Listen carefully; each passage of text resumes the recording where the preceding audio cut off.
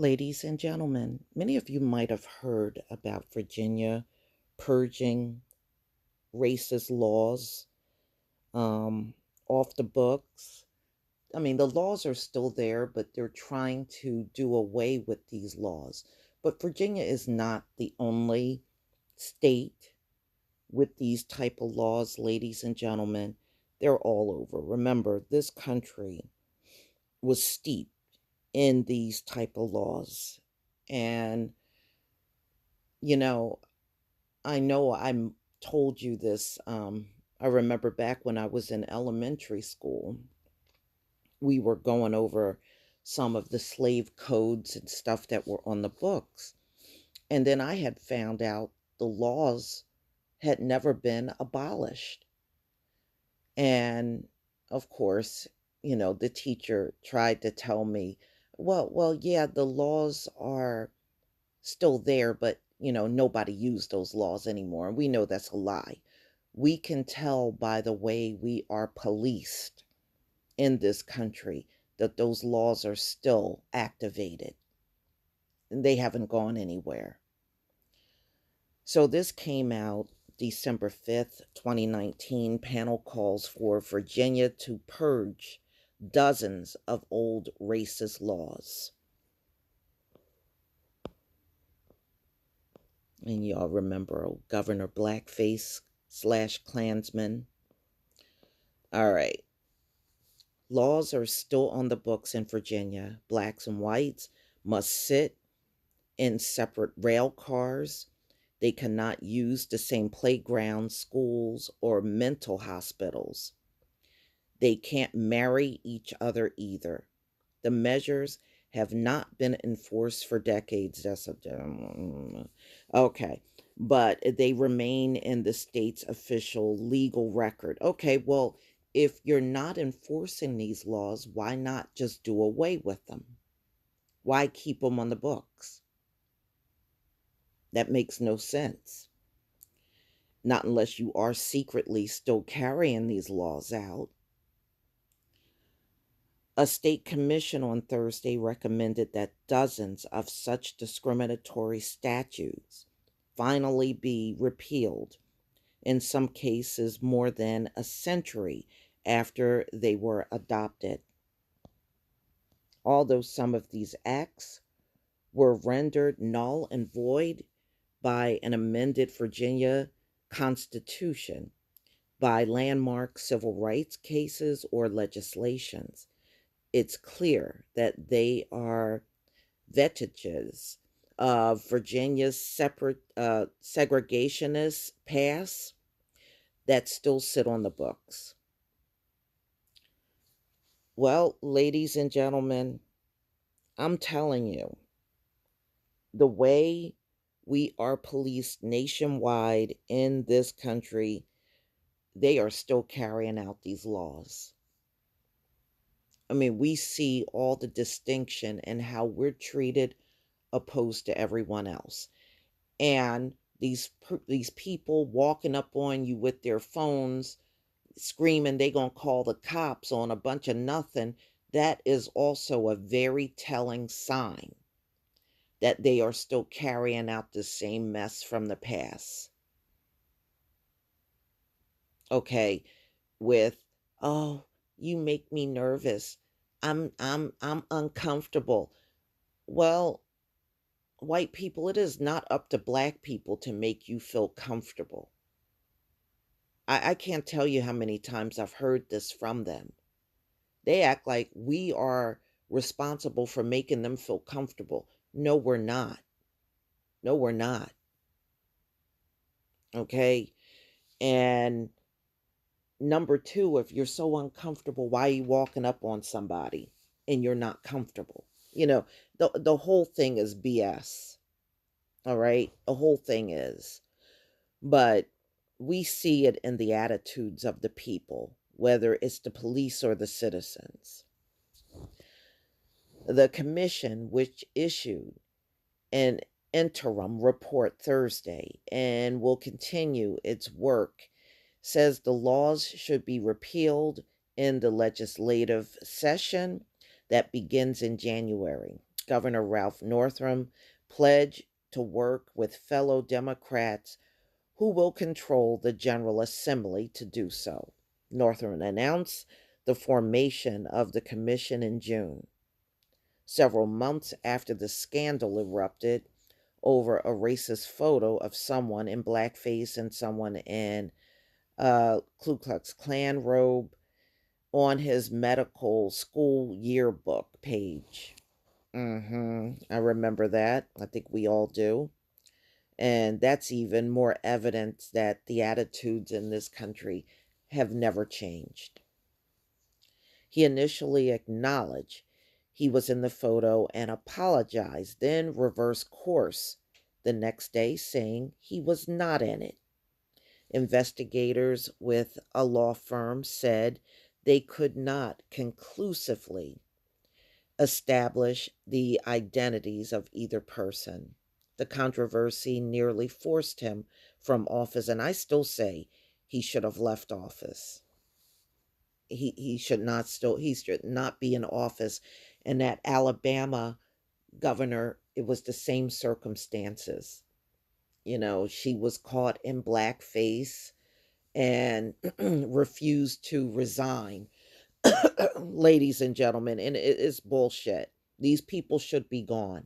You are representing a state, and that state has black citizens. If that's how you feel, then you go and pat on all the blackface you want, but you should not be in office. Your ass didn't change that damn much. Okay. So Northam resisted widespread calls to resign and pledged to focus on the remainder of his term on addressing Virginia's long history of racism and racial iniquities. Okay, I want Virginians to know our full and true story, and I also want us to build a Virginia where everyone feels welcomed. Really? Well, y'all might want to inform your cops out here because they are very unwelcoming. Okay, language that discriminates, whether or not that language still has the force of law, is part of our past, not our future.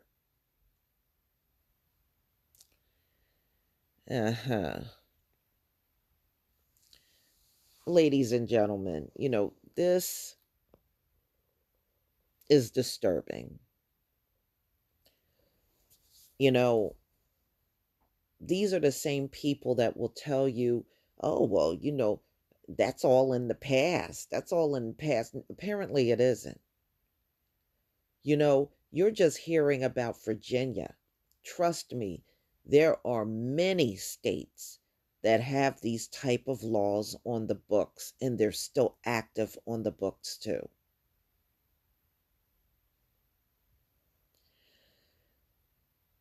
Many of the acts flagged for repeal were intended to enforce the state's strategy of massive resistance to federally mandated school integration.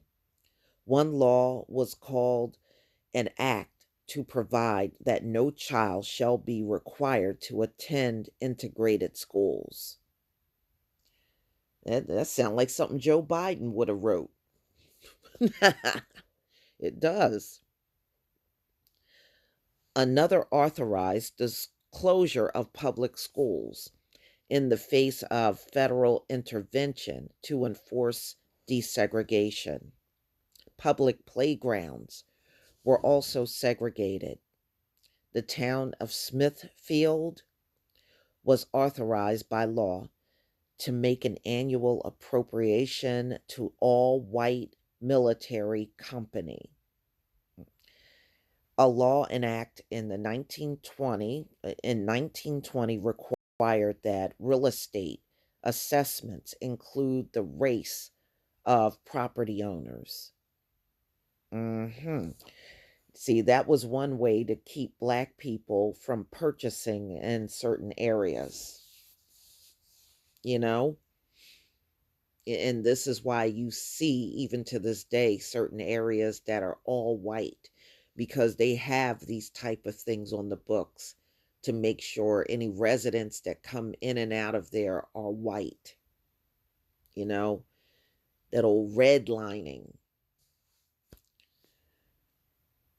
Four of the measures flagged for repeal dealt with Virginia's segregation mental health institutions called colonies for the feeble minded or hospitals for the insane, the report noted.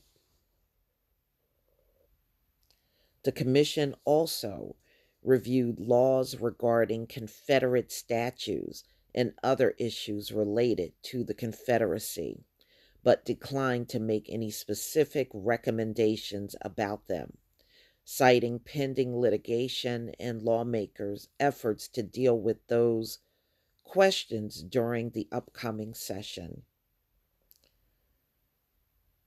A violent white supremacist rally in Charlottesville 2 years ago renewed the debate over whether Confederate monuments should remain in public spaces. Memorials to war veterans are currently protected by state law. Well, first of all, there is nowhere on this planet that the losing side gets to put up monuments. It should not have been done in the first place. But because there were so many white people on the losing side, they allowed this to happen. But the losing side don't get monuments. Okay? They just don't. You lost. Only in America. The commission planned to continue its careful, deliberate review and would await orderly judicial and legislative action, the report said. Given the vast scope of the commission's work, it began by examining only the state's acts of assembly, the complete written legislative record of the General Assembly from the 1900s to 1960.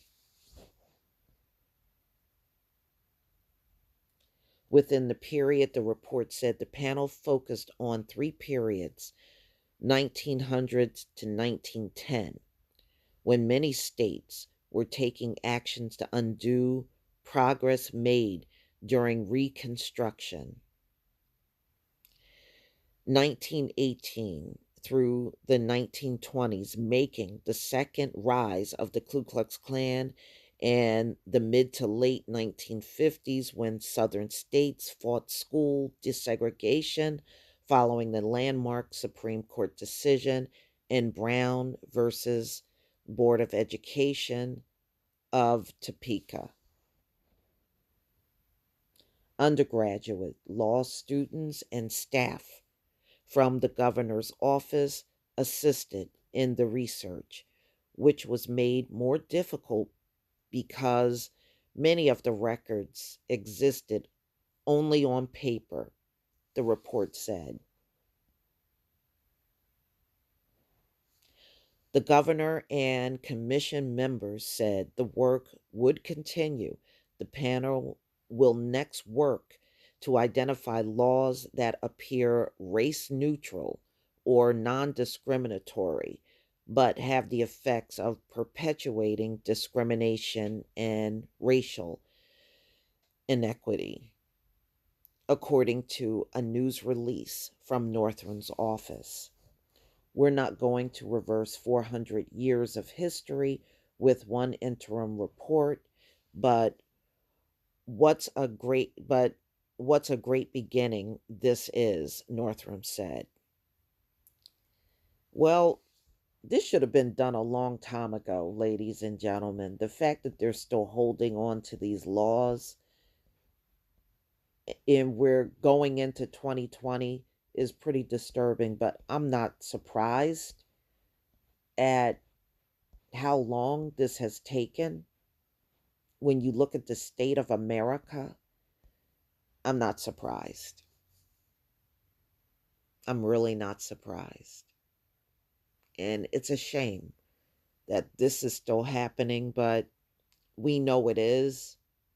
You know, it is not about your words, it's about your actions. And the actions that we see from people in America tells you they still harbor a lot of these feelings. And it always comes out. But y'all, please tell me what you think. Please leave your comment and subscribe. Don't forget to hit on the notification bell, and I'll see you on the next video. Peace, family.